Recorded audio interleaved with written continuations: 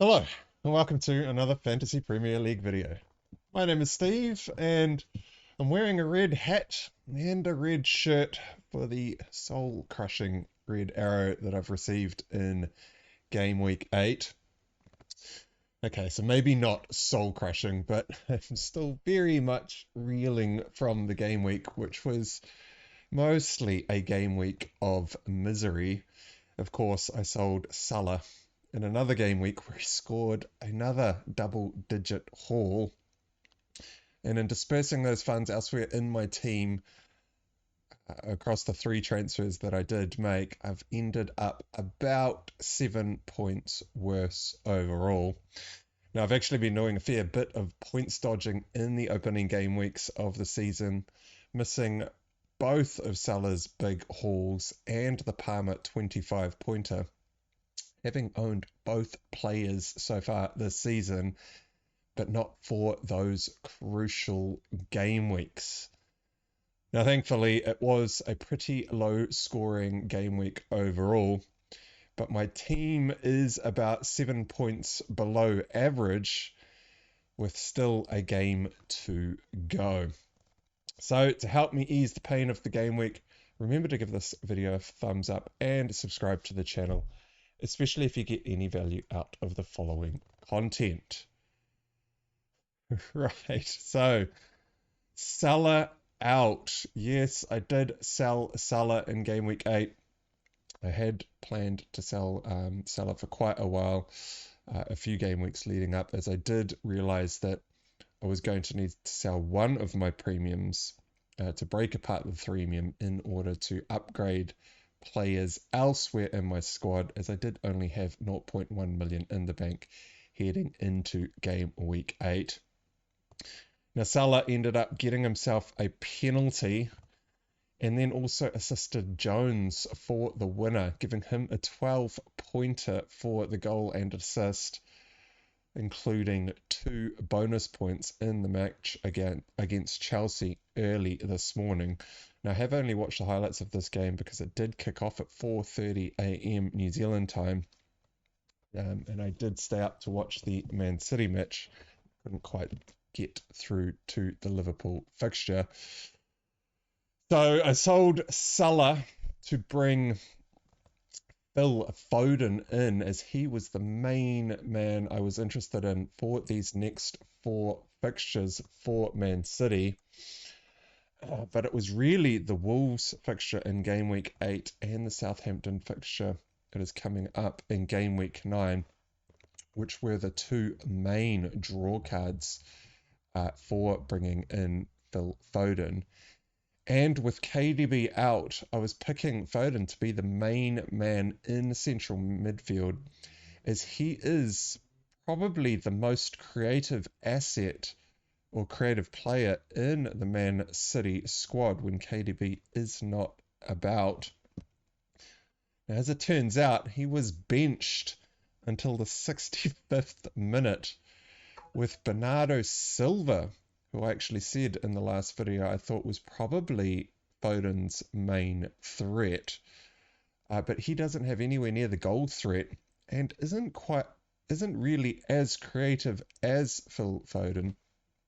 And so I didn't think Bernardo Silva was going to be too much of a worry for Foden's minutes over these coming game weeks. Now, it does look like Pep was probably prioritizing Phil Foden for the midweek Champions League fixture against Sparta on Thursday. I'm just so surprised that he missed out this Wolves game. And to be honest, in this Man City match, Man City actually struggled to create chances, especially with Foden not on the pitch. Most of their shots were all coming from far out, well outside the box. It took a Gvardiol stunning shot on his weak foot from outside the box to hit it top bins with curl and dip that afforded Man City the opener. There were a lot of shots coming from quite far out, as just Wolves did sit deep. They set about 3 centre-backs to surround Haaland for pretty much the whole match, and he was just unable to be found for large parts of this game.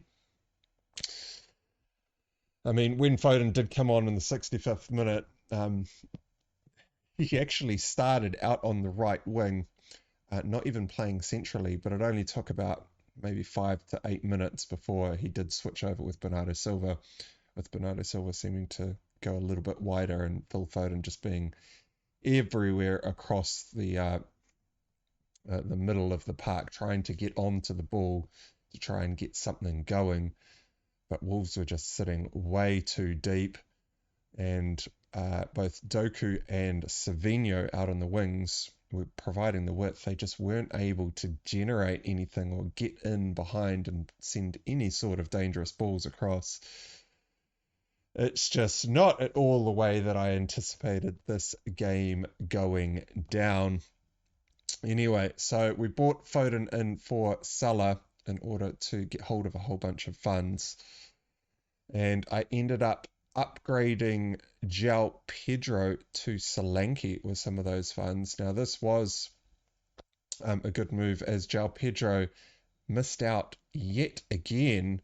So that was a couple of game weeks that he missed prior to the international break. He's just had 2 weeks off, and he still wasn't fit enough to make it back into that Brighton team this weekend.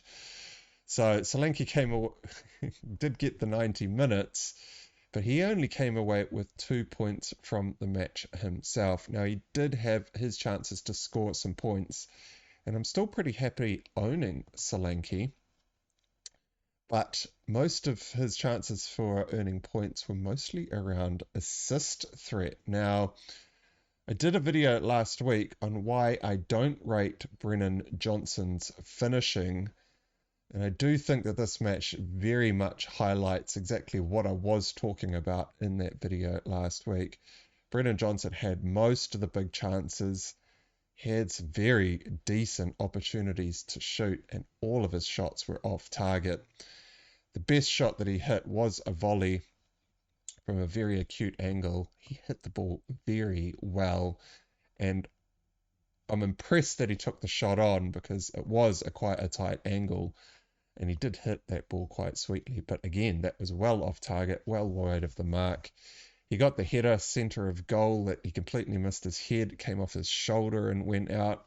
Solanke set him up through for a one-on-one with the keeper, which he also completely fluffed when he took that shot on. And it just wasn't to be for Brennan Johnson. So I'm quite happy that I did dodge the Johnson purchase.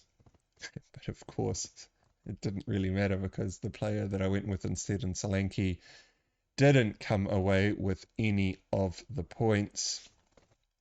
I did have 3 free transfers heading into this week, and Saka was flagged heading into the weekend, and so I had spent my two of my 3 transfers early on to get rid of Salah and João Pedro because both players were looking like they were going to drop in value.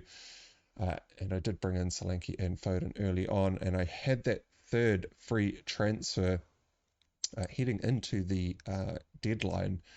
And I decided I was willing to gamble on Saka starting, as Saka does quite often start these matches when he is flagged and going into the game week with an injury. And I decided to spend my final free transfer on getting rid of Semenyo to bring in Rowe for Fulham's 5 very nice attacking fixtures in order to dodge the 3 difficult fixtures that Bournemouth have in front of them. And as it turns out, Semenyo was actually the main man on the pitch in the Arsenal vs Bournemouth fixture. He had most of the big chances falling his way, but his shooting accuracy was actually also a bit wayward in this match. Now, as it turns out, I don't think it would have mattered either way had Saka played or not, because the 30 minutes in, Saliba got himself red carded for being the last man pulling a professional foul to bring, I forget who it was, down on the halfway line. And so Arsenal went down to 10 men only 30 minutes into the match. And this is a very big reason as to why Semenyo was afforded so many chances on the field. I mean, predicting a red card for a team like Arsenal is pretty tough going. The second red card they've had in a number of weeks, but of course that would have wrecked Saka's chances had he played. But it also made my defensive double up of Greya and Gabriel also extremely tough going against a Bournemouth outfit that have been attacking very well. And with that man advantage, they pulled a rabbit out of the hat, coming away with the win. Now, it wouldn't have made a hell of a lot of difference. I mean, I would have got 2 points for Saka playing the full 90 minutes had he not been injured. I will instead be getting Faze off the bench once the game week completes. I actually got very lucky that Faze didn't score an own goal. Don't even know what he was doing there, but he had a rocket heading in towards his own goal and it forced a brilliant save from the keeper. But man, it could have been a whole bunch worse. Rodgers, thankfully, the only man, well, two of the men that actually did return for me. Rodgers scored a goal in the Aston Villa match. It did take a wicked deflection for him to score that goal, so it wasn't a very convincing finish. Phil Foden did actually get the assist for the winner in the 95th minute, taking the corner that went onto Stones' head. So he did come on late and come away with a return. And everyone else in the team blanked. I mean, Haaland, I don't even know if I remember him having a shot in that game. He was completely marked out of the game. And Mbumo did look very lively in that Manchester United game, but he didn't manage to come away with anything himself. Smith Rowe got himself yellow carded. Kanate, excuse me, didn't. Oh, excuse me. Kanate got his 90 minutes on the pitch, but also came away with a yellow card. And of course, the final man, Pedro Porro, who I did raise last week, as I was a little bit concerned with the way in which Spurs were defending last game week against Brighton, conceding 3 goals in that first period of about 12 to 15 minutes of the second half. I did raise this as an issue as there was some pretty woeful defending with lots of ball watching in that Brighton fixture. And again, Spurs do concede with another period of ball watching in this match. However, having sat down and actually watched this full 90 minutes, Pedro Porro is just one of the most attacking defenders in the game at the moment. I think he's got more attacking threat than Trent Alexander-Arnold. And so for just seeing all this attack, I don't think I'm actually going to be ditching Pedro Porro, as I don't actually see a lot of other quality defenses out there for defenders that will also come with a little bit of attacking threat. So I'm just going to gamble on the fact that Spurs end up keeping a clean sheet at some point over these coming game weeks, and I'm just going to roll with the attacking threat that Pedro Porro is offering. He had so many shots in the box. He came even a jumping volley that he hit that could have gone in. I'm a lot more comfortable owning Pedro Porro moving forward. My bench also took a bit of a hit. I mean, Stewart went into the game week with a red flag. He now looks like he might be out for a little bit longer with an unknown return date. He is red flagged. I've also picked up a red flag for Greaves. Not that I'd want to be playing him too often, but I've now taken 2 hits on the bench with only Faze as my playing bench member. It's all a little bit rough at the moment. So this video I'm actually going to keep pretty short. Still reeling from the game week. I'm uncertain as to what I'm going to do moving forward. I do need to take a little bit of time to kind of let the initial hit wear off.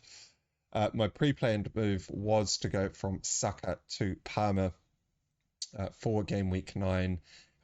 Palmer is on 3 yellow cards, and so that is playing on my mind a little bit, especially with Newcastle, Manchester United, and Arsenal in the next 3 fixtures. And Son did look very appealing in that Spurs fixture, and so I am half wondering if I should spend the extra transfer to go Saka to Son and then pick up Palmer in about game week 12 or so, but I'm not going to be making any decisions right now.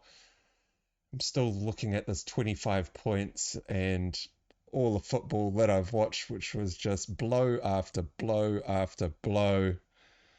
It's just one of those game weeks in FPL. But all right, well, that wraps up this video. So don't forget to like and subscribe and leave us a comment. Tell us what you think. Thanks for watching, and I'll see you all again next time.